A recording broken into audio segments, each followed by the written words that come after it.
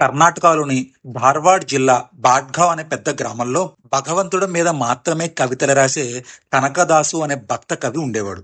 అతను వేటగాండ్ల కులంలో జన్మించాడు. ఒకరోజు అనుకోకుండా దారికి అడ్డంగా ఉన్న బండరాయిని తొలగించాలని ప్రయత్నం చేశాడు. చాలా శ్రమపడి ఆ బండను తొలగించాడు. ఆ బండ కింద చాలా బంగారు నాణేలు కనిపించాయి. అవి అన్ని తన కోసం ఉంచుకోకుండా పేద ప్రజలందరికీ పంచిపెట్టాడు. అతడు ఒక గొప్ప గురువు వద్ద శిష్యరకం చేస్తూ వచ్చాడు.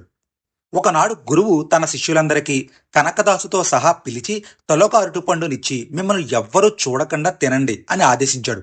ఇతర శిష్యులు కొందరు చెట్టు చాటున మరికొందరు ఇంటి చాటున చేరి పండ్లుని తినివేశారు.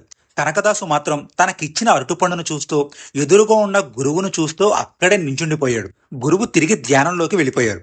కొంత సమయం గడిచిపోయింది. గురువు కనకదాసుతో సహా శిష్యులందరినీ పిలిచి మీకు అరటిపండునిచ్చి తినమని చెప్పాను కదా, తిన్నారా లేదా అని గురువు ప్రశ్నించారు. అక్కడ